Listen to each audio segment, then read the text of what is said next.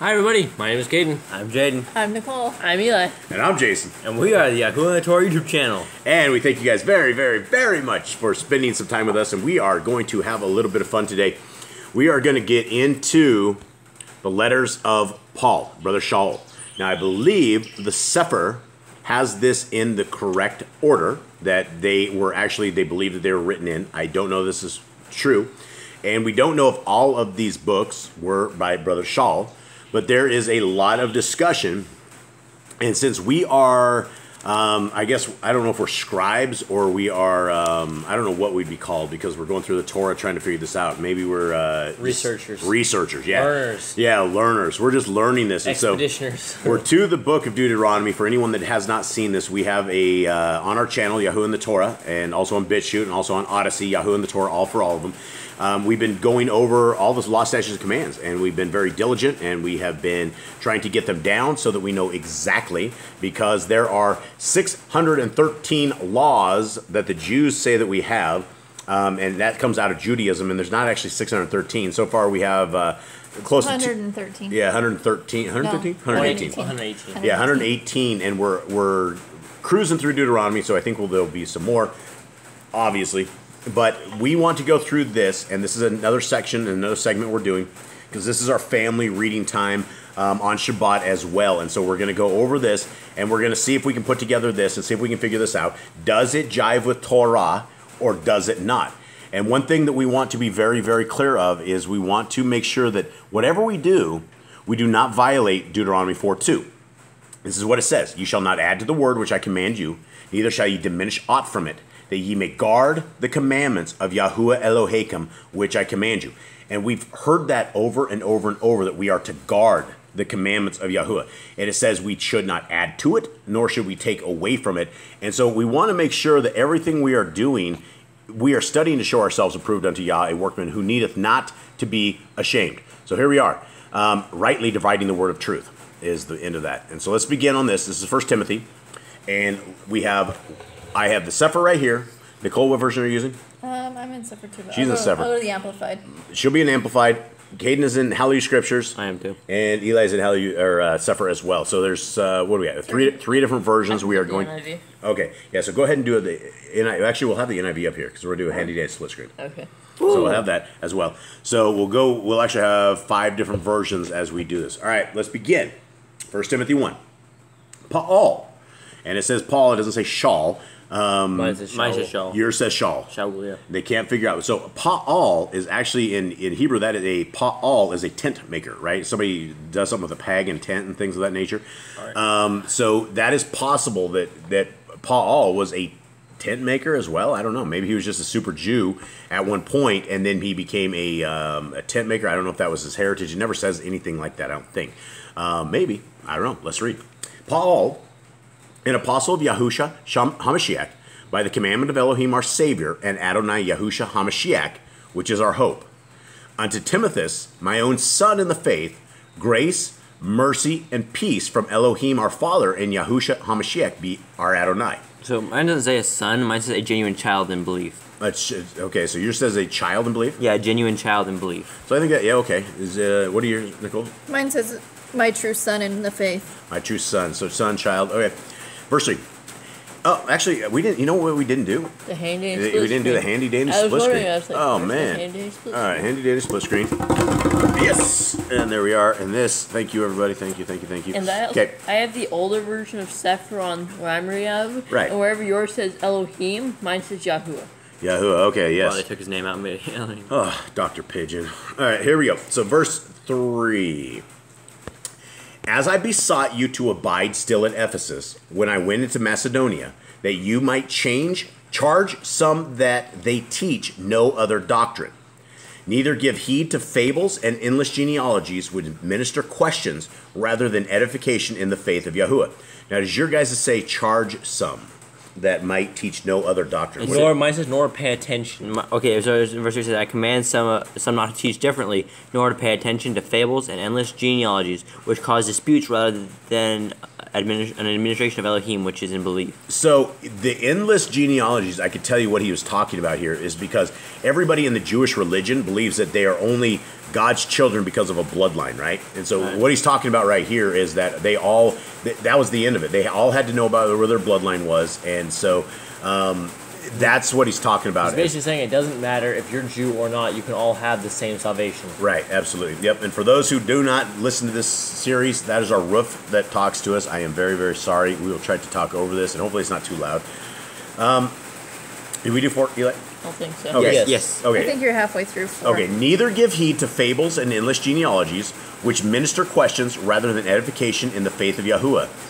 Now, the goal of the commandment is love out of a pure heart, and of a good conscience, and of faith unfeigned, from which some, having swerved, have turned aside unto vain jangling. You guys say Why is jangling? this senseless talk? Meaningless talk. Okay, yeah, NIV says meaningless talk. Vain jangling is what the king has as well. 7. Desiring to be teachers of the Torah, understanding neither what they say, nor whereof they affirm. Okay, is you're going to say the same thing. Yeah. So it's like people that are, I mean, They want to know the Torah, but they don't know the teaching. right, but that'd be every Christian church that's out there, right? they The don't guy at teach the the ministry, Torah. right? They don't teach the They Torah. put it out. Yeah, Mine absolutely. sounds so much different than yours. All right, what's your say? They are ambitious to be doctors of the law, Doctors? Uh-huh. Doctor of the law. but they have no understanding either of the words and the terms they use or of the subjects about which they make dogmatic assertions. Dogmatic, yeah. And if you live in dogma, it's like the old school stuff that doesn't really apply. Okay, verse 8. But we know that the Torah is good if a man conducts himself in it accordance to the Torah. Okay, so we know that Paul is right here. He is saying that the Torah is good, right? So before we begin any of this, there's a lot of stuff that people believe that Brother Paul has said the Torah is no more. He says it is good. Now, why is it good if a man conducts himself in accordance to the Torah? Because he's righteous, holy. Yeah, and if he doesn't conduct himself in accordance to it, it's bad. sinning. How is the Torah bad though? If If they don't follow it, right? If they're not following You'll it, be you're cursed. going to be cursed. That's Yep. how it's bad. That's the only condition where it's bad for you is you fall into the curse of the Torah. Yep. Yeah, if you fall in the curse of the Torah, it's not a good deal. Verse 9. Knowing this, that the law is not made for a righteous man, but for the wicked and disobedient, for the unholy and for sinners, for them without Yahuwah and profane, for murderers of fathers and murderers of mothers, for manslayers, for whoremongers, for them that defile themselves with mankind, for men stealers, for liars, for perjured persons, and if there be any other thing that is contrary to sound doctrine. All right, so let's talk about this real quick. Verse 9. We have, so what did you guys say anything different than that? This is a line that will trip the Christians up, right? Because right there it says that the law is not made for a righteous man. Yeah. How do we decipher this? So basically, because we are not, like, without the Torah, we are not good people. We do not follow the law. So we need this law to help us to be righteous. It puts us towards the path of righteousness. Is Paul saying right here the law is not made for righteous people? The He's Christians believe they are completely righteous in what they do Right. as they eat their pig. A righteous person is going to be someone that has never sinned, and therefore they already know the Torah, they're already abiding by the Torah, and therefore they would not need to know any more of the Torah. They are basically living the Torah. They're Right. the righteous people. Is there such a thing as a righteous man? There was Yahushua, and that was That's it. the one That was only. the only one person. But since no one is righteous because everyone is wicked, everyone is sinning, and then if you say you do not sin, you deceive yourself, Right. then you need the Torah. Okay, did you guys say for men stealers on the 10? Right? It says, mine says, let's see, 10. So- Mine says men, kidnappers, liars, Mine- perjurers. That says- Oh, kidnappers. Oh, men, okay, yeah, Men kidnappers. steal. Yeah, I thought it was like a woman, a female or something that was like stealing men or something. And of it the sort. says for slave traders. Slave traders, And yeah. above that says for those practicing homosexuality. Where's to say that? And 10 it says, for those who whore, for sodomites, for kidnappers, for liars, for perjurers, or for whatever else is contrary to sound teaching. Yeah, for practicing homosexuality. That's what it says in the NIV. Where does that, what is that I think in here it is. other thing that is contrary to sound doctrine? No, it's It should be the It's top- at the very for top them of that 10. defile themselves with mankind. Oh, defile themselves with mankind, right? And is any of this right now? Do we have anything that's outside of the Torah No. so far? This is all. I mean, right. I don't think it should be kidnapping. That's probably like some like. There should be something there. I think there's if you steal a human, you get caught, you have to pay that person back. There's that in the Torah, but you shouldn't be like going and stealing people either. Yeah, definitely don't. That's like not good. Just don't be kidnapping people. Yeah, that's not a good deal. Okay, so 11. According to the glorious Besorah, what is a Besorah? Good news. Okay, of the blessed Elohim, which was committed to my trust. And I thank Mashiach Yahusha, our Adonai, who has enabled me, for that he counted me faithful, putting me into the ministry, who was before a blasphemer and a persecutor and injurious, but I obtained mercy because I did it ignorantly in unbelief. Okay, I find this fascinating right here. So we know that Brother Shaul was a murderer, right? He killed people, he beat people up, and he says it right here. He was injurious, right? But then he says, I obtained mercy. How does he know he obtained mercy? I don't know. Maybe because he was starting to do the right things. He had forgiveness in the Torah. But wouldn't that be a thing on Judgment Day? How do we obtain mercy? How do we know we have mercy? God hasn't punished us, maybe, or something? Yeah, maybe. I don't know. Maybe he hadn't fallen under the curse of the Torah yet. Yeah, maybe. All right, 14. And the grace of our Adonai was exceeding abundant with faith and love, which is in Mashiach Yahusha. This is a faithful saying, and worthy of all acceptation, that Mashiach Yahushua came into the world to save sinners, of whom I am chief. Okay, so Brother Shaul doesn't hold back any punches. I mean, at least on himself, he says that he's, dude. He was a bad dude. He was a really bad dude. Okay, 16. Howbeit for this cause I obtained mercy, that in me first Yahushua HaMashiach might show forth all long suffering, for a pattern to them which should hereafter believe on him to everlasting life. Okay, do we have anything outside of Torah? I'm not seeing anything yet. It says you basically believe on Yehoshua and you have life. Right. Now unto the King eternal, immortal, invisible, the only wise Elohim, be honor and glory forever. Amen.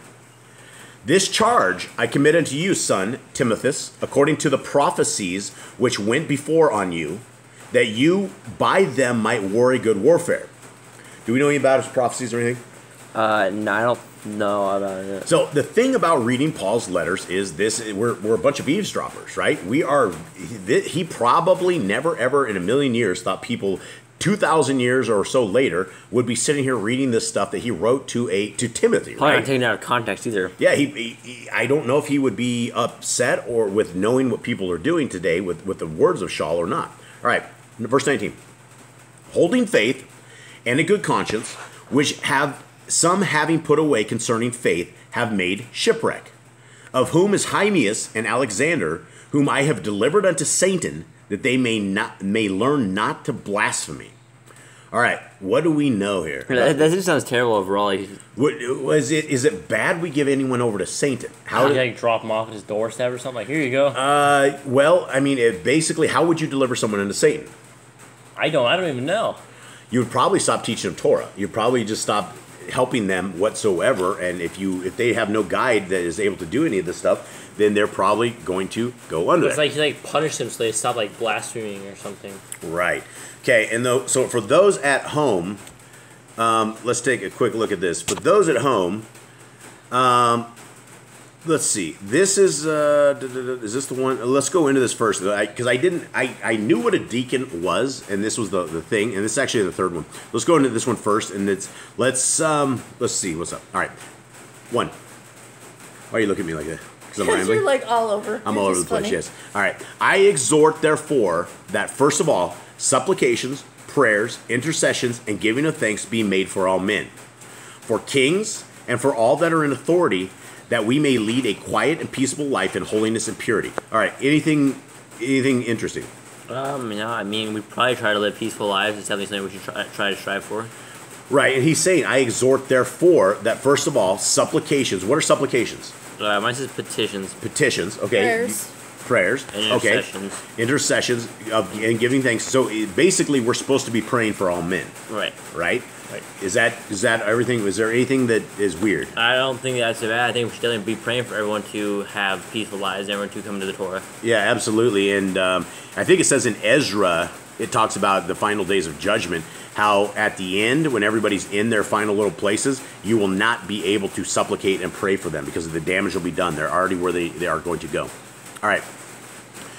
3. For this is good and acceptable in the sight of Elohim our Savior, who will have all men saved and come to the knowledge of the truth. For there is one Elohim and one mediator between Elohim and men, the man Mashiach Yahusha. So there he breaks the Trinity again. So there's one Elohim, Yep. and there's someone in between it, his son, Yahushua HaMashiach. Yeah, so that is a Trinity breaker. So wherever we ended up with the doctrine of the Trinity, which is actually a Catholic Church thing, it says there's one Elohim and one mediator. And so we have Yahusha, who is that he's the Melchizedek priest. He's the Melchizedek priest as well as our sacrifice. 6, who gave himself a ransom for all to be testified in due time.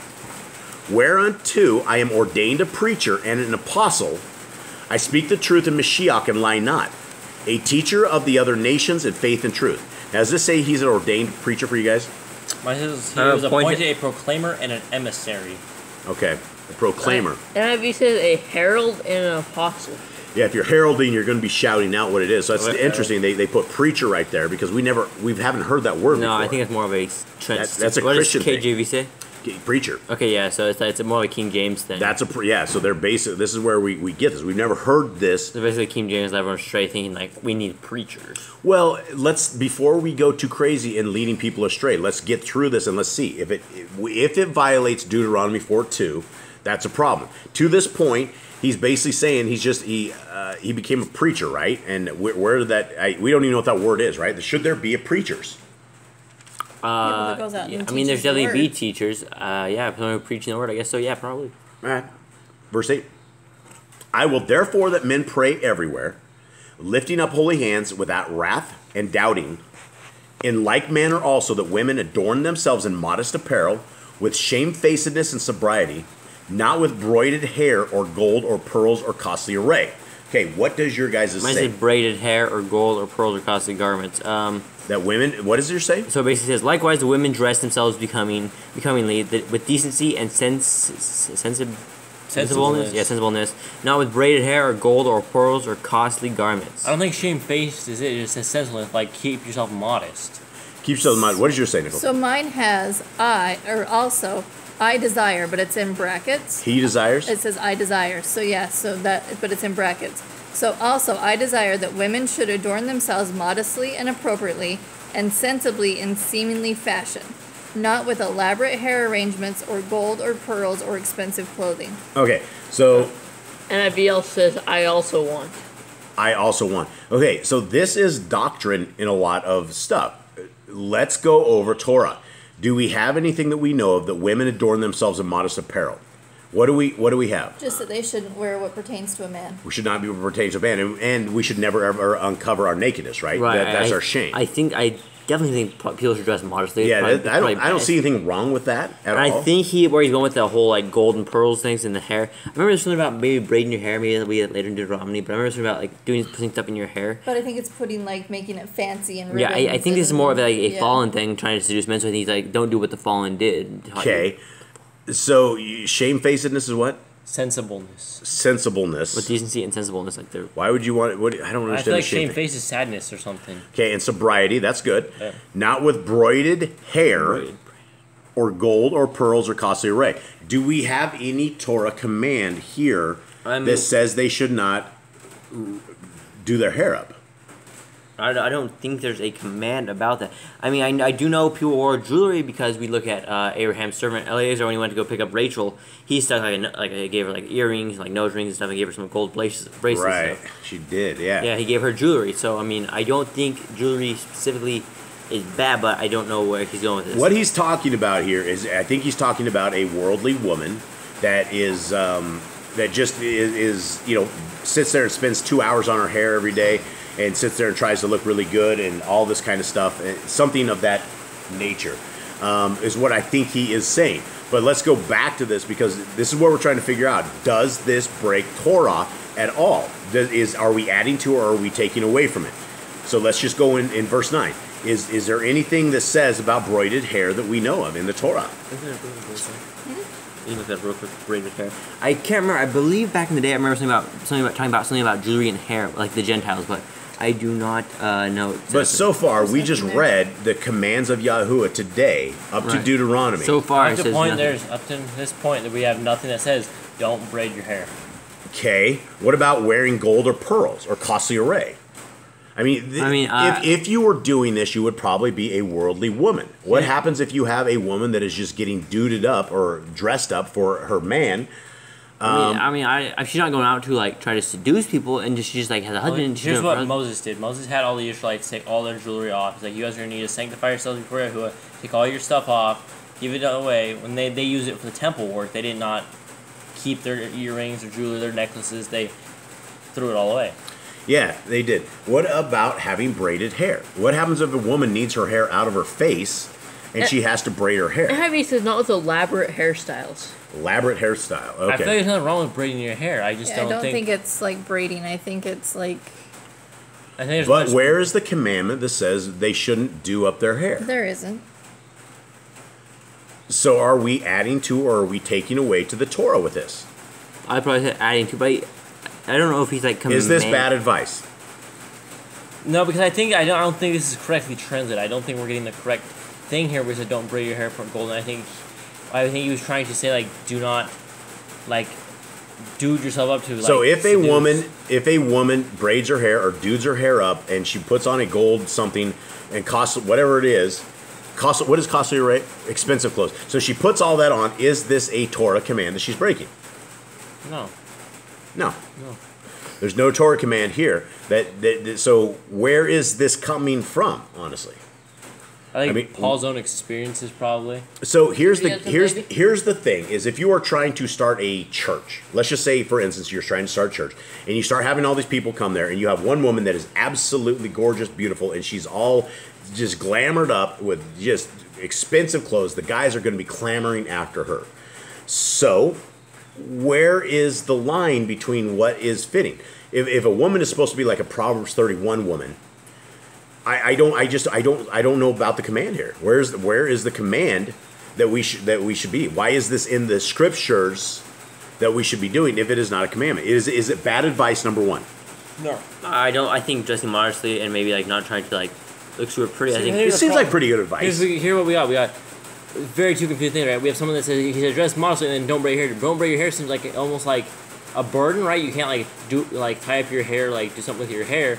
But I think he's trying to get across the point is don't dress like seductively or worldly. He wants you to be modest in what you do. He wants your attention on Yah and not on the looks of a human being. Right, but So this go is ahead. my take on it. All right, what's your take? The hair is your covering. It covers you like they do with like the veil and the head, like the what is it called? The Headdress. talit. What is it? That Talent. The What is- talit. talit. The talit. When they Oh, pray, you know, the women The are prayer shawls? Yeah. Yeah, but that's not. I know it's not biblical. I know. That's Talmud stuff. I know, but it's something like that. It's your hair, it's your covering. It's supposed to cover you so that you are not seen by everybody per se. And so I think he's saying Where is that a command though that women need to wear their hair it's down? not. It's not. But I'm just saying Paul's thing is like that the women shouldn't have their hair back. The women should be covered. But See, it's not this a commandment. this discussion would probably make a lot of sense if we knew what Timothy had written to Paul. Right. And it could be like a whole bunch of women there are like just a bunch of man seducers, and he's like, here, this is how to deal with it. But this is not Torah. So if we take this and write this in as Torah, we are adding to or we are taking away. All right, so I believe, I mean, this is probably good advice. I don't want to tell people this is good advice. And if anyone that's listening out there, you guys want to comment on this, I'd really, really appreciate it because I don't know. Okay, verse 10. But that's the first one of this, 1 Timothy that I see that is not, that's adding to or taking away. I'm about to see another one. Okay, but which becomes women professing reverence for Yahuwah with good works. Let the woman learn in silence with all subjection, but I suffer not a woman to teach, nor to usurp authority over the man, but to be in silence. Okay, so mine says, let a woman learn in silence and all subjection, but I do not permit a woman to teach or to have authority over a man, rather to be in silence. Okay. Yeah, that's... Let's break this down first. Let the women learn in silence with all subjection. Is there any Torah command that we have with No, this? I don't No. think so. I think when people are learning, I think they should be asking questions. They should be trying to get their voice out there so they can help other people if they have the same question. Why would you want your woman to be silent like this? I don't know. I think Paul has some woman issues. No, actually what he has is he has Talmud issues, right? These are all commands out of the Talmud where your women, like if you are a Jewish woman, you are not allowed to learn certain things. You can learn like about Shabbat because you're the one prepping for Shabbat and doing the stuff. But as far as all this other stuff, it's like a secret, right? You keep your women weak. So Verse 11. Let the women learn in silence with all subjection. Do we have a Torah command at all for this? No, denied. Are we adding to or taking away from the Torah? Added Okay. to. Okay. That's definitely one that's definitely not a Torah command, and I don't think women should have to learn in silence. I think they should know what the men know, and they should be asking questions. They should and absolutely questions. know what the men know. They should absolutely be teaching the youngsters. They should be teaching other women. They should be out there doing this. Now, verse 12. There's 3 things here. But I suffer not a woman to teach, nor to usurp authority over the man, but to be in silence. Okay, do we have any commandment anywhere that says a woman should not teach? No, I don't think. I think women should definitely teach. You know, we had Deborah. She was a leader of Yisrael. She was a judge, so she was probably teaching the people since she was a judge. She had to teach right I'm ruling. sure Miriam was out there teaching Yeah, people I'm as well. sure. I mean, She you was know, a prophetess. And John the Baptist's mom. She was the wife of the priest. So I'm sure they were all teaching. They all knew the Torah very well. I'm sure they were teaching the people and teaching their friends or like people that are like younger. All right, next part. Hold Go ahead. on. Mine says I allow no woman. So he is the one that's saying that he allows no woman. Not that See, there's any law Paul's on the it, role but model that here. he Yeah, is but the one. but this has become doctrine in Christian know. churches, right? It's insane. Women actually don't teach, and women are like, it's shut up, woman. Your man is speaking, right? Let the man speak. So this is it. There's no command that says the women should teach. What about usurping authority over the man? Where is the Torah command for this? You know, We there. have the command from Yah that said the man will rule over the woman. Right. It's actually a curse of the woman Right. that she will cleave to her man. She Right, will- and I was reading Peter there, and he was saying about how women should obey their men, and they should listen to them. And then it goes, men, listen to your women and be one with your woman. Okay, how do we have any kind of precedence for this about authority of their man or not, or usurp authority? I got a good one. Okay, hold on. Here.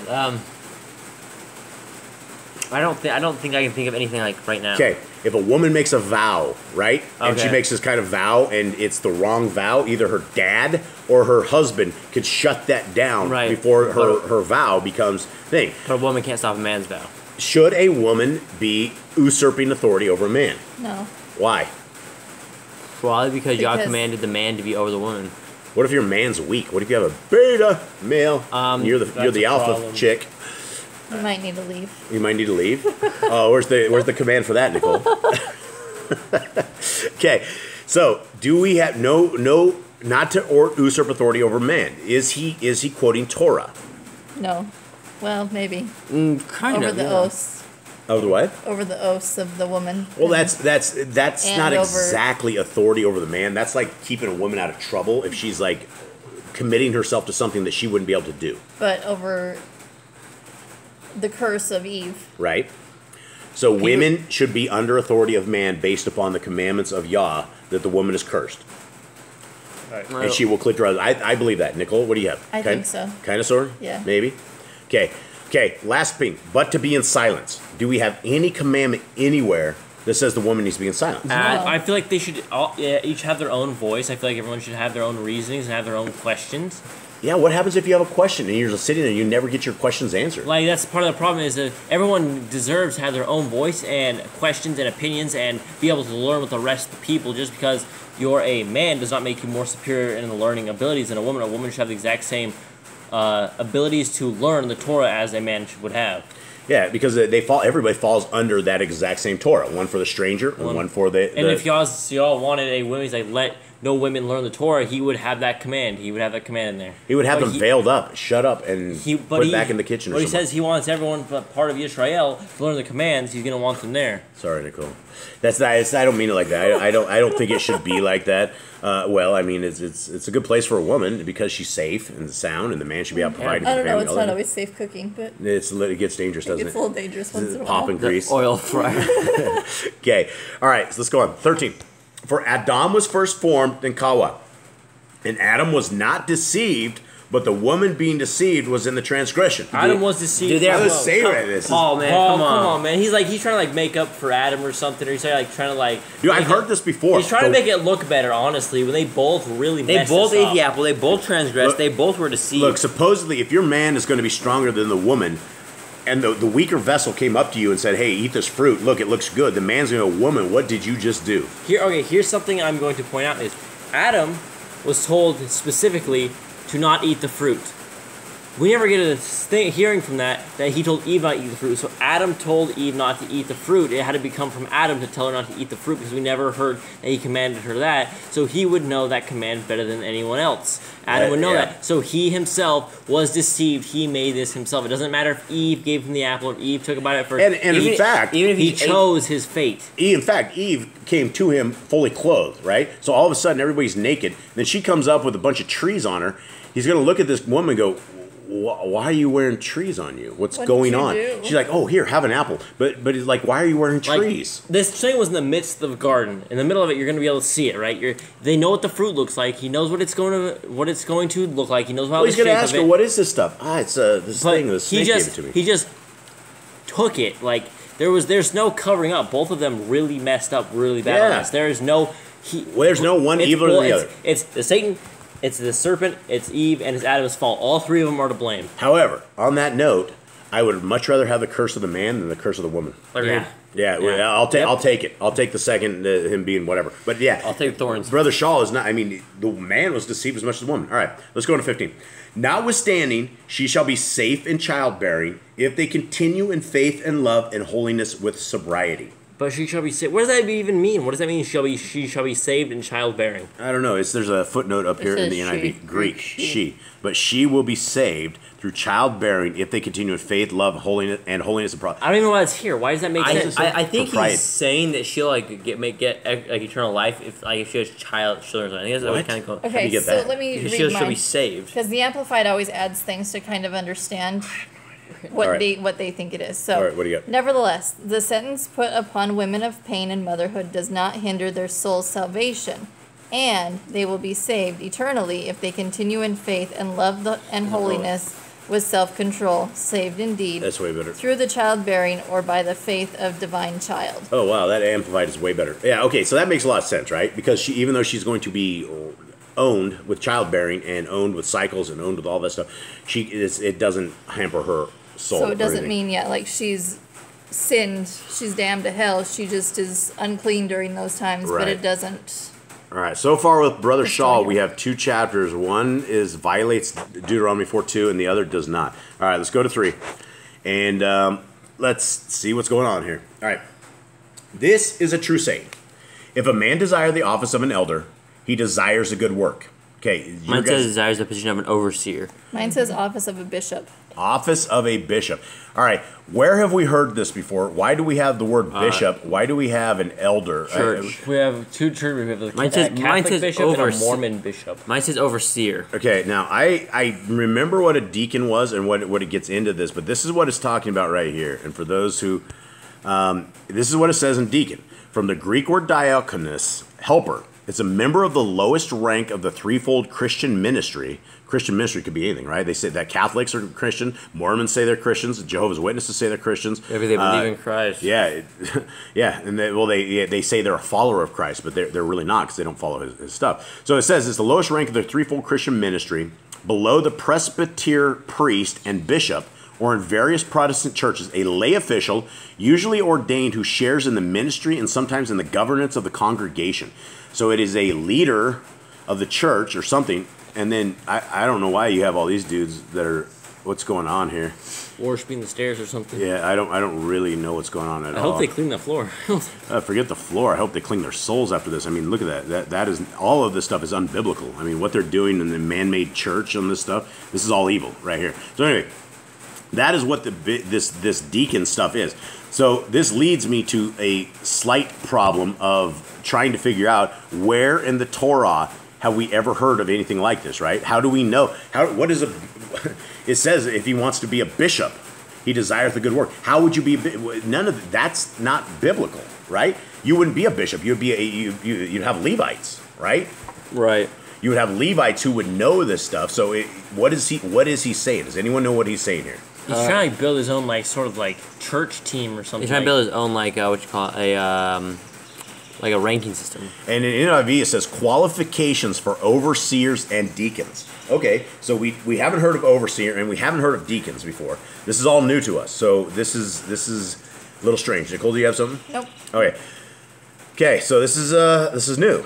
This is adding 2. Here we go. An elder then must be blameless, the man of one woman, vigilant, sober, of good behavior, given to hospitality, apt to teach. Okay, wow. This is guys, my red flags are going off here. I don't know what to say about this. My verse has a much longer. All right, what do you got? Now a bishop, superintendent, overseer, must give no grounds for accusation, but must be above reproach. The husband of one wife, circumvent and temperate and self-controlled. He must be sensible and well-behaved and dignified and lead an orderly, disciplined life. He must be hospitable, showing love for the being of friends and believers, especially strangers or foreigners, and to be capable and qualified teacher. Okay, where do we have this in the Torah about bishops and elders? There's nothing. Where do we have these qualifications that to be a? I mean, these are these bad things? I mean, I don't know. Okay, it says the man must be blameless. Is that a bad thing? No, we shouldn't be blameless, right? The man of one woman, that breaks Torah. Yeah, because we're allowed to have more than one wife. Yeah, that is not your break. wives, Abraham, Jacob. So this is completely outside of Torah, right? Right. It says vigilant, sober. I mean, those are good things, right? Given to hospitality. What is hospitality? It's like giving stuff when people want to come and take care of them, give them water to drink, teach them stuff like this. It says apt to teach, somebody that likes to teach. So where is this stuff? What's going on here? How should we take doctrine like this that is outside of the Torah? So my thing is, Timothy's letter must have been, how do we get somebody to be an overseer in our church or something like that? And so he's telling them this is what they should church? be. What church are we supposed to be doing? I don't know. And the That's Christians my will thought. say, "Well, Peter, this is the church. This is upon the stone is where we will build the church," and that's a bad translation as well. Okay, so the first two verses of this are very, very suspect at best. All right, 3. Not given to wine, no striker, not greedy of filthy lucre, but patient, not a brawler, but covetousness. Okay, so he's not a brawler, not a striker. Now, this comes from Paul, who used to go around beating up people, right? Yeah, I mean, because Yisrael, they were warriors. They would know how to brawl. They know how to strike. And a real man would know how to fight to defend his woman. I mean, Right, and if someone comes into your house, like if you end up killing someone if they break into your house at night, you're okay to kill them. Yeah. Or you go and find you're the revenge of blood. If someone kills your brother, you're allowed to go hunt them down. okay, so the question, this is not Torah stuff, but is it bad advice? So the guy shouldn't be given to wine. I mean, yeah, I it think says, that's what does that fine. mean, given to wine? I think he's talking about being I like think lots he's of wine? drunk. I think he's A talking about drunk. Not given to wine? What is given to wine? Has to be like a drug. How does that like you're consumed by the wine? Okay. You're consumed- No striker, because I mean, if you're given to wine, you're going to be a striker. You're probably going to be out there fighting it up. Maybe. Not greedy of filthy lucre. What's your say? Okay, mine goes not giving a wine, no brawler, but gentle. But gentle. Not violent, but gentle. Gentleman. Not quarrelsome. But Not- forbearing. Not a lover of money. Not covetous. Okay, That's so it. do we have anything that we can compare this with the Torah? You definitely shouldn't be coveting. You probably shouldn't be quarreling. You should probably it's not loving your neighbor. Shouldn't be a drunk. They're probably not a drunk. Yeah, he shouldn't be a drunkard, but I mean, Noah got drunk. No, I mean he did get drunk, but it wasn't consistent drunk. Well, we don't know. We don't know, but probably not. So he probably was, and Yah did not punish him For getting when drunk. this as well. So Right. I don't. There's no laws against drinking. So, all right. So let's go on. I'm not seeing anything that if we were to add, like if we were going to add to our law, statutes, commands of Yah, none of these would be in there. This would not go. It's, and I hope that those of you out there can see this. That we're trying to get what is the real and what is not. All right. So this is about about the guy that's trying to lead their whatever. Trying to be the overseer, the leader, or Overseer, whatever. yeah, overseer the thing. One that rules well his own house, having his children in subjection with all gravity. Reverence. Where's that word gravity came from? All reverence. That's terrible translations. Yeah, all respect. It says full respect. Yeah. Gravity and Yeah, he's in this stuff as well. All right, 5. And this is in parentheses, so it's not even going to. This is outside of even Paul's writings. For if a man know not how to rule his own house, how shall he take care of the called out assembly of Elohim? So the called out assembly of Elohim. I mean, I guess that's the people out there, but I think the thing is, we should all be as leaders of the family. We should all be in Torah. Right, we should all be teaching everyone the Torah. There should not be like one guy. I don't think it should be like leaders in like ranking system like this. I just don't feel like that's the right thing. The whole ranking. Well, this is the Christian conundrum, right? You don't read the Bible, but you go and you sit into a church and you listen to a guy and he tells you what to do, and at the end you throw in a bunch of money for 10% because that's what you do. Wake up, Cubs. All right, here we go. 6. Not a novice, lest being lifted up with pride he fall into the condemnation of the devil. Okay, these are all Paul's laws. So basically, a new convert lets you become puffed up. Yeah, he must not be a recent. recent convert. So that's a guy that Somebody who just learned the Torah or is a new person in Torah cannot be a teacher. I don't believe that's right. I think someone who's learning Torah should also be trying to get other people to learn with him. learn with them. Yeah, absolutely. But you probably, if you're just new in Torah, you probably shouldn't be teaching. Yeah, you're not anyone. going to want to be. But this isn't what he's saying though. He's talking other stuff. I don't know. Let's go and continue on 7. Moreover, he must have a good report of them which are without, lest he fall into reproach and the snare of the devil. So basically, he has to have like Somebody a who's good broke. track record A Yeah, good reputation. a good reputation. with other people. I don't think that because Yehoshua. But poor people, Right. which are without. So those are poor people. People It are says without. outsiders. Oh, Mine says- outsiders. Okay, I'll read mine. And he should even have a good witness from those who are outside, lest he fall into reproach and the snare of the devil. Right. So I mean, that's everybody saying, "Hey, this guy's a good guy." Yeah, but you. That's not even biblical. Yeah, but look at Yehoshua. Everybody hated him outside. Everybody's like, he's a bad dude. Don't listen to him. He's a bad dude. And he was the best teacher of all. Yes. Well, that was Yahusha. All right. 8. Likewise, must the deacons be grave, not double-tongued, not given to too much wine, not greedy of filthy lucre. Okay, mine says attendance. Okay, you're gonna say deacons. Likewise, Here. attendants are to be reverent. The attendants. Attendance, yeah. I think So people that the are king attending. has deacons, and the Sefer has deacons, and so Mine does the has NIV. deacons. But, Everybody has but deacons. there's a footnote. The word deacons refers here to Christians designated to serve with the overseers/elders of the church in a variety of ways, similar in That would verse be- 12. That would be a deacon. Yeah. Yeah. Okay. So I guess attendance and ours. I think ours is maybe better. Maybe with the attendance, people they're supposed to be reverent. The people that are listening should be reverent. Definitely. Well, they've used this word deacon, and all throughout when I was growing up in church, there was deacons. They always had the old guys, and there was always deacons. And if somebody was broke or something, or they needed something in the middle of it, and the preacher wasn't around, the deacon would have a key to the church, and he would go into the little storeroom and give people food and things of that nature. Okay, 9. Holding the mystery of faith in a pure conscience, and let these also be first be proved, then let them use the office of a deacon, being found blameless. Office of a deacon. When I say, let these also be proved first, then let them serve if they are unreprovable. So these are instructions for building a church, right? These are Yeah. instructions for Or like having people like work in a teach, church. or, Yeah, I mean, this is it's not biblical. This is not biblical. We should have judges and Levites. Yeah. Or we should have leaders over 50s and thousands, and that one person can go to him and he does right ruling for you. He's one of your judges. yeah. This isn't or- all new stuff And to those, us. and those people would teach you, the leaders of your people would teach you the Torah. Yeah. 11. Even so must their women be grave, not slanderers, sober, faithful in all things. All right, is your guys' Mine said, wives in the same way, reverent, not false accusers, sober, trustworthy in every In way. the same I way, mean, those are all good things, right? Yeah, I mean, I definitely should probably be sober. I mean, a lot of these are really good advice. What does your say, Nicole? Eli wants in to. the NIV it says, in the same way, the women are to be worthy of respect. Okay. Uh-huh. That's the footnote. And serious, not gossipers, but temperate and self-controlled. Well, yeah, and you know, those are good things to have. You don't want to be a rumor person. You don't want to be someone that spreads rumors. no, and I mean, we know you're not part of the Torah is you do not bear false witness, right? Right. So if you're talking smack and you're saying evil stuff, then you're breaking that Torah command.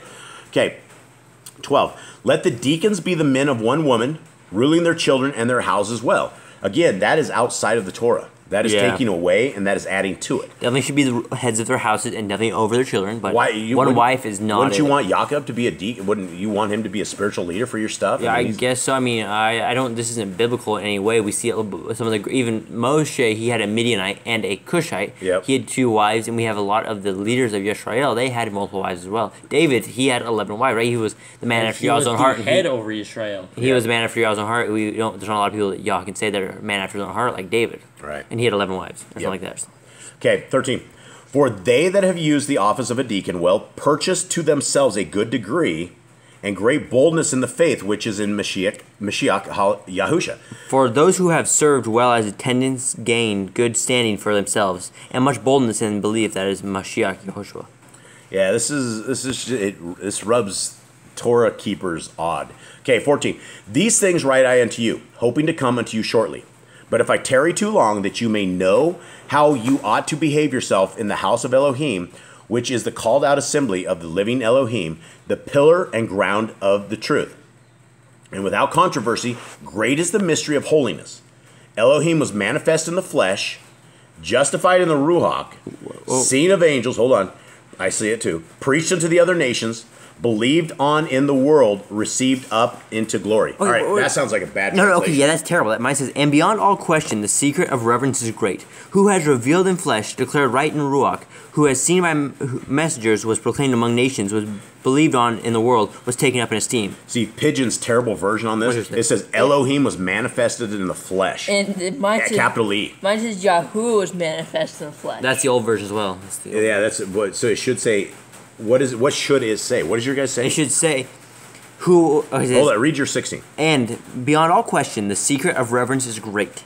Who was revealed in the flesh, declared right in Ruach, who was seen by messengers, was proclaimed among nations, was believed on in the world, was taken up in esteem. Okay, so this is all about Yahusha, Yeah, right it- here, right? mine This says is nothing not about Elohim. Nothing about This is Yeshua. that is a bad version right here because we know that Elohim is one, that he is not. This is not a Trinity thing. So That's why it's so hard to break people off Trinity stuff. Stephen Pigeon has had some unclean spirits that are having him help with his Bible for This sure. one has God in parentheses. Yeah, in that's mine. not So it's right. No, there is no such thing as a Trinity at all. All right, you gonna be awake for another 2 chapters? Can you make this, Kate? And this is more of the Christian church Okay. Christian All church right. deception here. Okay, so Eli, you want to go check on the cow real quick? Yep. All right, let's continue on. Let's go. You only need one, so let's roll on. Sorry, guys. We have a sick cow, and so we're trying to get her better, and so we're in the middle of this. All right, so we're going to 1 Timothy 4, and hopefully Kate can stay awake on this. He's looking a little tired here. Okay, here we go. 1 Timothy 4. Now the Ruach speaks expressly that in the latter times some shall depart from the faith, giving heed to seducing Ruach and doctrines of devils, speaking lies and hypocrisy, having their conscience seared with a hot iron, forbidding to marry and commanding to abstain from food which Elohim has created to be received with thanksgiving of them which believe and know the truth. Okay, let's talk about this. One, what does your guys' say? Okay, so I mean, we're gonna do 1 through 3. Yeah. So basically, we start off all right where he says the Ruach distinctly says that in the latter times people will fall away from the belief, and that's true. Yeah, absolutely. Many people will fall away from the belief, but then we get into a part where he goes, people are forbidding to eat foods which Yahuwah created to be received with thanksgiving. And that's where a lot of Christians will quote that from you saying, Paul says the food is good. Because This is a Paul says. right, because you gotta look at this, and pig wasn't received with Thanksgiving. Shrimp wasn't received with Thanksgiving. It's not food received with Thanksgiving. That's not food. That's not considered food. Well, cannibals think that a dead corpse is food, right? Right, So but that's- we just have to say, give thanks to Yah, and we can eat Grandpa. Right? No, that's not That's it. not it? No, because you Grandpa. gotta understand that that wasn't considered food, and here they're these people here. What we're talking about here, you're talking about certain people that are like refusing to eat the food that Yahuwah has given us, and they're refusing to give thanksgiving for that food. They don't want to eat the meat anymore. They don't want to eat what Yah gave to us as food. And a pig was never considered food. Yeah, well, it gets worse what he says here. So this is very confusing. But it says this is about the latter times, right? The Spirit Right. says that in the latter times, and so here is they forbidding to marry. Have we heard of that anywhere? Who forbids to marry? I mean, that might be Right, the, Satanists. I don't know. That might be the world today. You know, no one gets married. Everyone Yeah, has they're all children out of wedlock. It's Men and men and women ain't having kids. Okay, so basically, yeah, I don't know where this is. Maybe there's the latter times. yeah, because no one really. You have a lot of children out of wedlock. You have abortion. But nobody commands to abstain from food. I don't understand this. You guys get this? I mean, it says here, forbidding to marry, to abstain from foods which Elohim created to be received with thanksgiving by those who believe and know the truth. So some people like giving up all foods because It's like the vegans, or become vegans or something. I don't. I don't know what he's talking about, but it gets worse. Verse 4. For every creature of Elohim is good, and nothing to be refused if it be received with thanksgiving. Now, That's so confusing. Yeah, I've evil Eric, and that's you can eat as much pig as you want to eat because every creature of Elohim is good, and nothing to be refused. What do you mean? What does he mean? See, this is you got. This is outside of the Torah. You got to understand this here. It says because every creature of Elohim is good, and none is to be rejected if it receives thanksgiving. So you could say, "Oh, thank you, Yahuwah, for this pork, and we're good." Right. Yeah, and I mean that's every creature is not for food like that, right? Because of it's not. And so this is very, very confusing. And so if we are trying to keep just with Torah and we're adding to or we're taking away because we don't eat that. Right, and Leviticus 11 tells us what food is. Right. Okay. For it is sanctified by the word of Elohim and prayer. Okay, so That's is the people that pray. this over is their food. satanic. Yeah, this is completely. This chapter's gone downhill fast. yeah. This is completely satanic, and you can say, well, he didn't mean this, or he didn't mean that, or he means it like this, or the translators got it like this. Well, these are a bunch of scriptures that made it to this. That what do you mean it's sanctified by the word of Elohim and prayer? And we've seen the Christians pray over their swine. Yeah, I cast the demons out of my pork, honey. Yeah, that's they say, oh, honey, I can eat that. Okay, here we go. Verse 6. If you put the brethren in remembrance of these things, you shall be a good minister of Yahushua HaMashiach, nourished up in the words of faith and of good doctrine, whereunto you have attained. So he says good doctrine. Like, this feels like it's bad doctrine, right? This is really hard reading. It is hard to understand. If you are not based in the Torah, then you're going to go, well, I can eat anything because it says I just give thanks to Elohim and it's okay. Yeah, just pray over my food and I'm good. It's not a good thing. Okay, 7. But refuse profane and old women's fables, and exercise yourself rather unto righteousness. Okay, what about the old women's fables? Refuse profane and old wives' fables. Exercise yourself rather. That's like old wives' tales or something, like lies. Yeah, probably should. Yep. Hey. Sorry, guys. For bodily exercise profits little, but righteousness is profitable unto all things, having promise of the life that now is and of that which is to come. Okay, so what do we say for bodily So he exercise? just wants to exercise? I don't know. He says bodily exercise profits little. Up here it says physical training, which that is exercise. That is like What, does he just want to sit on our couch or something? What's... I don't know. But righteousness is profitable unto all things, which it is. Righteousness is profitable unto all Yeah. things, having promise of the life that now is and of that which is to come.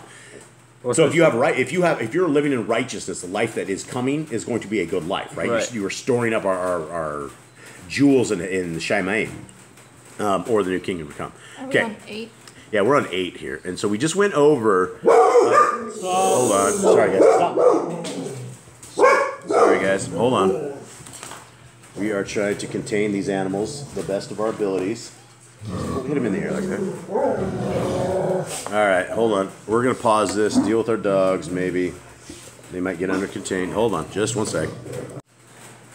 All right, sorry guys. That was quick, but we had to get rid of it. Okay, the dog's going crazy. So here we have in verse 8, we're talking about for bodily exercise profits little, but righteousness is profitable unto all things, having promise of the life that now is and of that which is to come.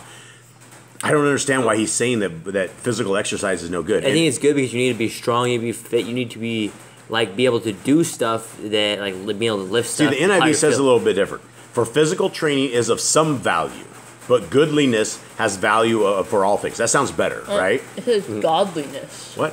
With Oh, it is. a lowercase Oh. g. Oh, it's godliness has values for all things. Yeah, wow. I thought it was goodliness. Wow, I don't know what he's even saying. I tried to explain this. Anyway, I would definitely exercise. People that don't exercise, your hearts blow up. So here we are. All right, verse 9. This is a faithful saying and worthy of all acceptation. For therefore we both labor and suffer reproach, because we trust in the living Elohim, who is the Savior of all men, especially of those that believe. It is for this that we labor and struggle, because we trust in living Elohim, who is the Savior of all men, particularly of those who believe. Okay. So why is it we struggle? Is it because we believe in who struggle? Well, we believe because in? Hasatan's after us, right? If we're believers in Elohim and we keep his Torah, then Hasatan's always after us to try to get us and things of that nature. All right. For therefore we labor and suffer reproach. Okay, I already did that one. 11. These things command and teach. Let no man despise your youth, but be an example of the believers, in word, in conversation, in love, in ruach, in faith, and in purity. Okay, so let no man despise your youth. So basically saying don't let people look down on you because you're younger, because you should be able to teach them as well. Young people should be able to teach old people should teach young people. Everybody should be knowing and teaching and helping one another with the Torah. It shouldn't be just like the old people teaching the young. If the young know the Torah, they should be teaching other people that don't know it as well. Got it. Doesn't matter your age. Okay, 13. Till I come, give attendance to reading, to exhortation, to doctrine. But it says to encouragement to teaching. Encouragement to teaching? Yeah, doctrine is teaching. Okay. Neglect not the gift that is in you, which was given you by prophecy, with a laying on of the hands of the elders. That's what mine All right, says. is that what yours says? The elderhood. When the body of elders laid their hands on you. Okay. All right. So neglect not the gift that is in you, which was the prophecy. Okay, meditate upon these things. Give yourself wholly to them, that is profiting, your profiting may appear to all. Take heed unto yourself and unto the doctrine. Continue in them, for in doing this you shall both save yourself and them that hear you. So he says, might practice these to be in them, so that your progress might be plain. All 15. So that a lot of there doesn't really make complete sense to me. Be honest, because I don't think we should be practicing all the stuff that Paul says here. We definitely shouldn't be like doing all the stuff Paul says here. Well, the Christians would say you're a heretic, Jaden, for this. They Yeah, would say well, a you're lot going of to burn in hell because he is ordained. One thing that I think everyone should understand is Paul never comes out and he says, "In the name, this is saying from Yah," right? He never says, "This is a saying of Yahuwah," or he says, "I am a prophet." He says, "I say this." Yeah, he says, "I say this." So, we probably shouldn't be listening to a man that says stuff when it's not what Yahuwah says. well, why are we creating doctrine based upon a response letter, right? Yeah, So, this should have been something between that one church or whatever they had and him. That should have been like they had obviously had some issues here, and he's like, "Hey man, I need some help here with this, a little advice here.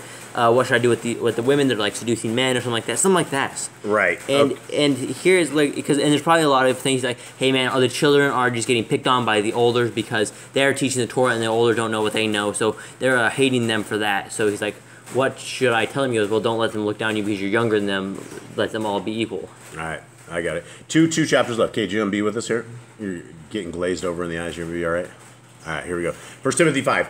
Rebuke not an elder, but entreat him as a father, and the younger men as brethren. Okay, but I almost feel like that's a bad thing because it says, Yahushua says, no, you should call no man father, but Yahuwah himself, so treat him as a father. Treat him as a father. Yeah, I mean, you're supposed to teach him as a dad, right? Yeah, okay. Okay, but who is the elder, right? The elder is someone older than you? Elder, but they also talked about a deacon being an elder as well. Yeah, this is an older man. Yeah, mine says, do not rebuke an older man, but appeal to him as a father. Younger ones as brothers. Okay, I mean that's you should take care of the old people. I mean that's yeah. good advice, right? The elder women as mothers, the younger as sisters with all purity. Honor widows that are widows indeed. Mine says respect widows who are truly widows. Okay. What does that mean? I mean, I think all widows, if their husband dies, they are truly Husband a widow. or man. Yeah. Man can be a widow as well. Right, And he widower. says give proper recognition to those widows who are really in need. How would you clarify if they're really in need? Okay. Their husband's dead. Well, yeah. I mean that's rough. Okay, so 3, 4. Mine says solitary and without support. So only if you're only supposed to take care of a widow if she doesn't have support. So that's not Torah. that is not Torah. I should have a whole bunch of food in the fields for them so they can get it. Their food. We are supposed to take care of the widows, the fatherless, We're not supposed to oppress them. We should help them. Right. We're supposed to give Do them not food. oppress the widow. Okay, but if any widow have children or nephews, let them learn first to show piety at home and to requite their parents, for that is good and acceptable before Elohim. Okay. Let them learn to treat their own house reverently and to repay their parents. Okay. So basically, it says let the children help the widows first before you help them. that's the thing. What if the children don't help the widows? Well, that's why they have nursing homes. Yeah, see, that's the thing. That's They not stick right. they stick all their family in nursing homes, and kids don't help I mean, they may pay for the nursing home, but they definitely don't take care of the elderly. So I mean, but is there any Torah here, or is there against Torah? Is this I don't anything? think so. I don't think we should. I mean, if you have something for a widow and you can help a widow, don't just leave it up to her children. Help them out as well. Take a little burden off the children. Why would you qualify a widow when there's nothing in the Torah that says that? No, this a is widow what we is do? a widow no matter what. No matter if her husband died, her husband. Not according to Paul. It has to be a good widow. That's a problem here because if her husband died, she becomes a widow, and don't just leave her children up to because her children probably have stuff going on in their lives too. If you help her out, it would help her children out too, and it helps Children everyone. should be helping her, Right, it Right. should If be. in a good family, her But children should. If they can't help her out, so you help their children become like family with them. Right, and if the family's like hundreds of miles away or something, and the mother's alone, They I mean, can't- why they can't why get would to you her. not help the widow? Yeah, so I think this should be denied here. We should be like helping the widow no matter what. Yeah, this should be denied. 5. Now she that is a widow indeed and desolate trusts in Elohim and continues in supplications and prayers night and day. So he is now again he's qualifying that if you're a widow, You have to be you're by yourself. desolate, By yourself, trust in Elohim, right? and you continue in petitions and prayers night and day. See, these are more adding on and taking to, right? This is It just a widow is a widow. A widow's a widow. yeah, that's They're- what we it- know of. Yeah, it doesn't mean they have to be a perfect person. It doesn't mean they have to be this and that. It means they are a widow, and we help them no matter what. Right. But she that lives in pleasure is dead while she lives. We're talking about the widow. Are we condemning the But- widow? But again? lives in luxury. she who is living in luxury is dead while she lives. Okay, so it's Okay, a rich widow so to help a her rich husband widow. left her a whole The bunch of NIV riches. says- Cool. The NIV said about the widow who lives for pleasure is Right. dead even while she lives. Yeah, and I mean, well, I don't know. I don't know how to. I don't know why we're judging the widows, but maybe. Okay, 7. And these things give in charge that they may be blameless. But if any provide not for his own house, and especially for those in his own house. Okay, hold on. I think I messed up. But if any provide not for his own, and especially for those of his own house, he has denied the faith and is worse than an infidel. Worse than an unbeliever. Wow. So you're saying that if you have a deadbeat dad and he doesn't provide for his house and has denied the faith, he's worse than an unbeliever? Yeah, isn't that what an unbeliever Denying is? the faith, isn't that? Yeah, I mean, I don't understand that. I mean, okay, Paul, somebody who doesn't believe the faith is already an unbeliever. Yeah, they're obviously having issues with widows or something. I don't know what the deal is, but none of this is jiving. All right, let's go to 9. Let not a widow be taken into the number under 60 years old, having been the woman of one man. It says, do not enroll a widow unless she is over 60 years of age, having been wife of one man. Okay, The NIV says has been faithful to her husband. Okay. How do they know if she's been faithful to husband? Yeah, Or are we listening to talebearers? And another thing is, I think they can remarry if their husband died. Right? They can remarry, right? Yeah. So this is anti-Torah right here. A widow is a widow if her husband dies. She can go remarry, and then she's not a widow anymore. Because look at this. So if you're She'd still be a widow. right, she'd still be a widow. But as if Caden's wife died and she didn't have children, I could take her and she'd no longer be a widow. She'd have a husband again. Right. All right. So yeah, so that's doesn't- wrong. That doesn't work out either. Yeah, we're 60 years old. Who qualified them to be 60 years old? And what about like 500 years prior to this when they used to live like 400 years older? The 60 years is nothing. Yeah. Right. It was Sarah was like how old? Sarah was 127, I believe. When was her widowhood considered? I mean, she yeah. wasn't a widow, but Yeah, but- when was her age considered? Okay, let's go into 10. Well reported of for good works, if she have brought up children. Okay, so what? So okay, so it's Did you say basically well reported? So And well known for her you got to good continue on deeds. with the last verse. This is how we can qualify a widow. It says in this 10 verse 10 it says well reported of, for good works. So If it's she have brought up children, if she have lodged strangers, if she have washed the Kadeshim's feet, if she have relieved the afflicted, if she have diligently followed every good work. So basically, she has to be a perfect person, do all these things, and then we can qualify her as a widow. What if she's too scared to lodge the strangers? Yeah, I mean, She doesn't have kids. Yeah, or kids. And what happens if she didn't wash the Kadeshim's feet? I mean, is just because Messiah Yahushua did this, are we now required to do that? I know that probably sounds evil because we are. That was the whole point of that whole thing is that we are to wash others' feet. Right. But he's putting this on a widow, right? right, and she had to do this like her life or something, or she's not qualified a widow. All right. I don't know. And is she diligent and followed every good work? Does that mean she made a mistake and sinned and she is no longer a qualified widow? She needs to be left to the wolves. NIV says, and devoting herself to all kinds of good deeds. And I mean, this is good stuff, right? This would make you a Yeah. good person. Yeah, you're loving your neighbor. Yeah, this is what we should be doing, but we have nothing that says qualifies it. All right, but the younger widows refuse, for when they have begun to wax wanton against Mashiach, they will marry. Okay, mine says, but refuse the younger widows, for when they become headstrong against Mashiach, they desire to marry. Okay, why? Why would he qualify? Of course they want Why to would, get married. why would they say they're going against Hamashiach if they want to get married? Some people are saying that a widow, once you're a widow, you're married to Yahusha, right? You're married to this is not like that kind of, but it's like that's who your man is then at this point. So he's saying that if you decide you want to get married again, that or when you want to get married, you have waxed hot against Yah. Basically saying and Mashiach. basically saying don't help the younger widows. Refuse the younger widows. It's like women don't plow the field. That's man's job. That's why we have stuff for them because they can't. If we refuse the widows that have no man to provide for them, who will provide for them? Yeah, this is adding to and taking away from the Torah. Paul seems to have some issues here. All right, having damnation because they have cast off their first faith. So he's basically saying they're damned because that they've left Yahusha. Having guilt because they put aside their first belief. And see, if they do that, that's not good. But I mean, this is. But where does remarrying put away their belief? It doesn't. None of this is like that. Sorry. Okay, 13. And withal they learn to be idle, wandering about from house to house, and not only idle, but tattlers also and busybodies, speaking things which they ought not. Yeah. Wow. He's like judging them before they even become widows. I've known some widows, and I don't think of them quite like this. I mean, they don't aren't tattlers and busybodies. I think this Paul is, got in trouble with a few widows and like he did something, got told on or something. this got is reprimanded. basically classifying every single widow that they are going to be tattlers, busybodies, and they speak things they ought not to. And why are we classifying everybody with the same sin when nobody has done Yeah, this? because one person did that and started doing stuff. Why I don't is think every everyone- widow's like this. I don't either. I don't think there's people like do this like this. All right, there he goes again. I will therefore that the younger women marry, bear children, guide the house, give none occasion to the adversary to speak reproachfully. Okay, how do you guide the house if you're unable to teach? How can you guide a house without being able to teach? This contradicts his own writing. He I forgot what he wrote in the last. Was this several people that wrote this?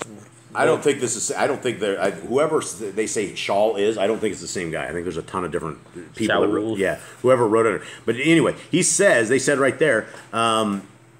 He wants him to marry and guide the house. How do does yours guys say guide the house? As far as all that the younger women, the widows marry, bear Man- children, manage the house, giving no Manage the occasion to the adversary for reviling. Yeah. Well, I mean, those are good things, but I mean, I don't know. 15.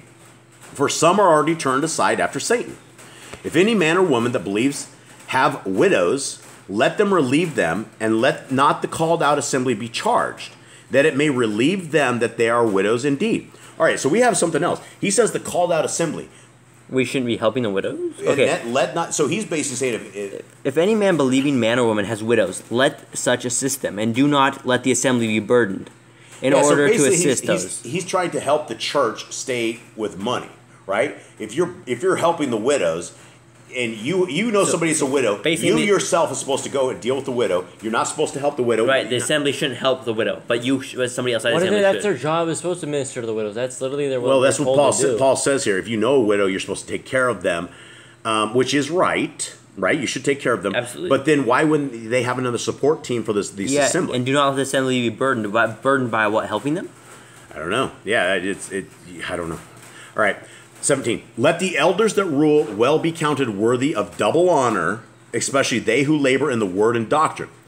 Okay, so somebody gets double honor. Why are we honoring people double? I don't know. Let the elders who rule well be counted worthy of double respect, especially those who labor in the word and teaching. Right, the NIV says, the elders who direct the affairs of the church are worthy of double honor. The elders who direct the affairs of the church. Where is this in the Torah? This isn't. We should have Levites. Yeah, we should. And we were supposed to respect Levites. I think everyone's supposed to have like kind of an equal respect. Everyone follows the Torah. You know, Levites might need a little more respect because they're like ones slaughtering and blood everywhere. But Well, even after Messiah Yahushua, we wouldn't be sacrificing, right? Right. But we would still have the Levites that knew the Torah. right, we still have that tribe. That tribe doesn't disappear. Right. They don't. Basically, he's saying that the old school Levites are gone, and we need to create a new church.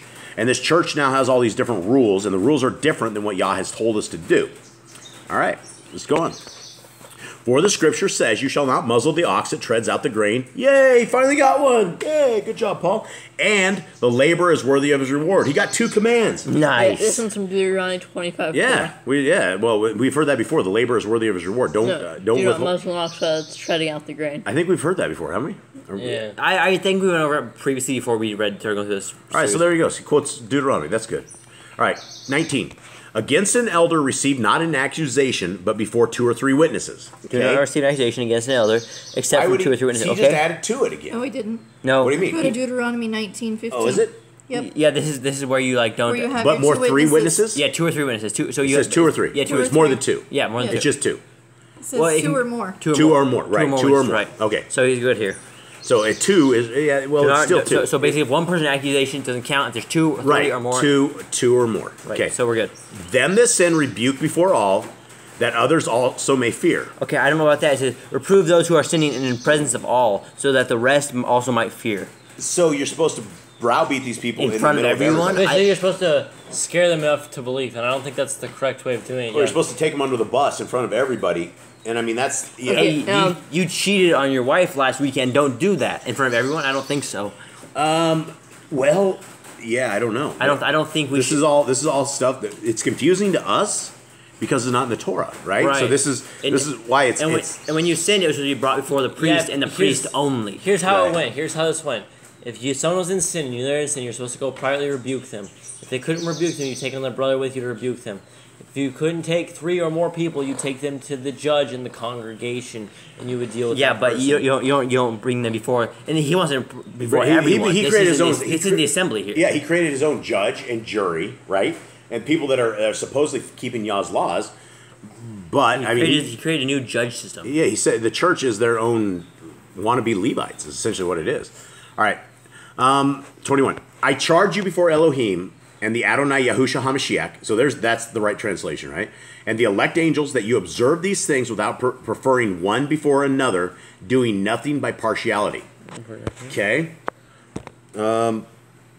So basically saying to watch over these and do what I say, and don't do any of these partially. Yeah, and to the other chapter where it had Elohim that made himself in flesh, this would basically dispute that. Steven because has it some says, stuff under the bus. yeah, Dr. Pigeon cannot translate the scriptures to save his life. All right, 22. Lay hands suddenly on no man, neither be partaker of other men's sins. Keep yourself pure. Okay, that's fine. Don't lay hands on anyone hastily, nor share in sins of others. Keep yourself clean. Okay, good. That's what we're striving to do. Yes. Okay, here we go. Paul's laws. Drink no longer water, but use a little wine for your stomach's sake and your often infirmities. So Okay, who's he talking to? Who has infirmities? Timothy, is Timothy sick? Yes, Timothy said, Is who's sick? Maybe there's little sticks going around the congregation, like they all got sick from the water. And like, hey man, you stop drinking the water, drink some wine, and make sure. Yeah, but that's a horrible advice right there. Drink no longer water. But I mean, if somebody took this right here as doctrine, They'd be drunk. They'd be drunk. They'd be drunkards, right? Don't drink the water. Well, water is wine. I mean, that's what they make it with. They The put water. NIV says stop drinking only water. Stop drinking only water. It might say no longer drink only water, but use little wine for your stomach's sake and your frequent alignments. Yeah, well, ailments. ailment. Ailment. Oh, yeah. All right. It's ailment. All right, so 24. Some men's sins are open beforehand, going before judgment, and some men they follow after. Likewise also the good works of some are manifest beforehand, and they that are otherwise cannot be hid. Does anyone have any understanding The of that? sins of some here it goes. The sins of some men are obvious, leading on to judgment, but those of some men follow later. In the same way, the good works are obvious, while it is impossible to conceal those that are obvious. So basically saying some sins are kept in secret, some sins are open, it's obvious for everyone to see, and some good works are obvious, and some good works no one sees. Right. So basically saying, I don't know, there's not a command or anything there, he's not commanding, he's just like No. saying like... I mean, there's some good advice in this. Yeah, there's there's definitely some good of it, advice. yeah. All right, let's finish up. This is the last chapter on this. All right. Let as many servants as are under the yoke count their own adonim worthy of all honor, that the name of Elohim and his doctrine be not blasphemy. And so here it says, he says, don't let the doctrine of Elohim be blasphemy. How would you blaspheme the doctrine of the Torah? I would say like saying it's bad, saying it's wrong, adding to or taking away. breaking, That's how it is. breaking Yes. his laws. Yes. And they that have believing Adonim, let them not despise them, because they are brethren, but rather do them service, because they are faithful and beloved, partakers of the benefit. These things teach and exhort. If any man teach otherwise, and consent not to wholesome words, even the words of our Adonai Yahushua HaMashiach, and to the doctrine which is according to his holiness. Okay, so what does it say? If any man teach otherwise, and consent not to the wholesome words, even the words of our Adonai Yahushua HaMashiach, and to the doctrine which is according to holiness. What is the doctrine according to holiness? The Torah. It has to be the Torah. Okay, so in the old version of the Sefer, it says doctrine was according to the fear of Yahuwah, instead of which is according to holiness. According So to the fear of Yahuwah, that'd be the Torah. yeah, holiness. I mean, you're going to be holy by fearing Yah and doing what He wants. He is proud, knowing nothing, but doting about questions and strifes of words, whereof comes envy, strife, railings, evil surmisings. Okay. Who is he talking about? These people that don't believe, they're like they don't agree with the sound of words. Okay, yeah. So if a man, So basically, these are the people that are teaching against it. These are the kind of people. yeah. So if a man is teaching otherwise, and that he's proud but doting questions. Okay. 5. Perverse disputings of men of corrupt minds and destitute of the truth, supposing that gain is without holiness, from such withdraw yourself. Okay? So stay away from evil stuff, right? That's not bad. There's nothing bad here. But holiness with contentment is great gain. For we brought nothing into this world, and it is certain we can carry nothing out. And having food and raiment, let us be therewith content. But they that will be rich fall into temptation and a snare, and into many foolish and hurtful lusts, which drown men in destruction and perdition. Okay. For the love of money is the root of all evil. which while some coveted after, they have erred from the faith and pierced themselves through with many sorrows. Very true. Good writings, Paul. But you, O man of Elohim, flee these things and follow after righteousness, virtue, faith, love, patience, meekness. Beautiful. Fight the good fight of faith. Lay hold on external life, whereunto you are also called, and have professed a good profession before many witnesses. I give you charge in the sight of Elohim, who quickens all things, and before Mashiach Yahusha, who before Pontius Pilate witnessed a good confession. Again, he puts the deity of Yah as, I charge you in the sight of Elohim, who quickens all things, and before Mashiach Yahusha, right? That's right. It's not Two one people. person, yeah. Pontius Pilate witnessed a good confession, that you guard this commandment without spot, unrebukable until the appearing of Adonai Yahushua HaMashiach. What commandment are we talking about? He said it right in the 13. I give you charge. So this is what Paul's saying. I charge you in the sight of Elohim, who quickens all things, before Mashiach Yahusha, who before Pontius Pilate witnessed a good confession, that you guard. I don't know what commandment he's talking about. You guard the command spotlessly, blamelessly, until the appearing of our Adon Yeshua HaMashiach. Okay, that you guard this commandment. Which commandment? The Torah? Maybe the command of the Torah? Well, I hope he's talking about the command. I don't know which commandment. So you should be would following- say the commandments, that you guard the commandments without spot. Unrebukable. Does anybody have anything other than commandment? No. No. Mine says command. Okay, I don't know which commandment he's talking about, but we'll continue on. 15. Which in his times he shall show, who is the blessed and only Pontiate, King of Kings, and Yahuwah Adonai. Wow, that Okay. does not. That is wrong. Which in his own seasons he shall reveal the Baruch and only ruler, the sovereign of sovereigns, and Adonai of masters. Adonai of Masters. Yeah. So this is it. Good Dr. job. Stephen Pidgeon has totally sold his soul out for this. I hate to say it, but his translation, if you're sitting here making money off a bad translation, you've sold your soul to the devil in a certain way. He should give this away for total free, and he should get these fixed up on just because he's adding to and taking away to the word of Yah. And so that's evil of him. So it doesn't say that, right? This is a version. This is where you can get into the Trinity mess. This is why people are so confused. Yeah, Translation just like this. translation sucks so badly. Yep. So anyway, it should be what, Jade, instead of It should be, which in his own seasons he shall reveal the Baruch and only ruler, the sovereign of sovereigns, and Adon of masters. there you go. That's right. So mine says, which in his times he shall show who is the blessed only Pontiate, the Melech ha-Melekim, and Adonai ha-Adonim. Yes. Yeah. So he is our Melchizedek priest, right? Right. That's what we're looking at. That's Messiah Yahusha. Okay. 16.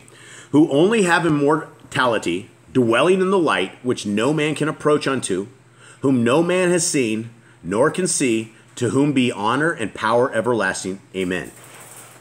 Charge them that are rich in this world that they be not high-minded, nor trust in uncertain riches, but in the living Elohim, who gives us richly all things to enjoy. That they do good, that they be rich in good works, ready to distribute, willing to communicate. Why don't the Christians like their good works? They should be doing good works. That's what Brother Shaul says. Laying up in store for themselves a good foundation against the time to come, that they may lay hold on eternal life. O Timotheus, guard that which is committed to your trust, avoiding profane and vain babblings and oppositions of science, falsely so called, which some professing have erred concerning the faith. Grace be with you. Amen. All right. Okay, so chapter 1 and chapter 6 sound like the same guy, but 3, 4, 5, all, or 2, 3, 4, 5, all sound like different writings. They're easier. Chapter 1 and chapter 6 are much easier to read, where the other ones are worded different. It's harder to understand. So if we had to rate this, 1/3 of 1 Timothy keeps the Torah. Yeah, it sounds fine. So 2/3 of it is adding to, 30, and it's 30%. yeah. It's 60. It's like 33, whatever. Yeah. So what do we have? We're finalizing this. What do we have here? This is the first book of Paul. We're going to go through this again. And we're going to go into this. I don't know when this will be, but this will be our family reading. So when we do family reading, we will sit down this. The next book is Titus. So the next time that we group together for this particular the Letters of Paul series is we will be doing Titus, and we will continue on, see where it's at. And I guess that's it. Anyone have anything else? Read your Bibles. You definitely shouldn't take what Paul says too hard, especially Take in it some with of a those grain of chapters. salt. take it with a grain of salt, but be foundationally structured in the Torah. Yeah, if it says anything against the Torah, then you don't know these commands, and you should not be following Deuteronomy 4:2. If it's good advice to stay dressed, stay modest, that's great advice. Yeah. But if he says don't help the widow if she's young, that's completely wrong. Yeah, if you're qualifying a widow and she's 58 years old and not 60 and hasn't washed the feet of Kadeshim, and she's poor and has nobody to help her, don't help her because she's or her not kids hate her and don't come back and don't help her at all. I mean, she may have kids and they just may not want to help. All right, that's it. Thank you guys very, very much for this. Thanks for tuning in. Anyone that made it to the end of this, much love to you guys. And that's it. All right. Shalom. Shalom.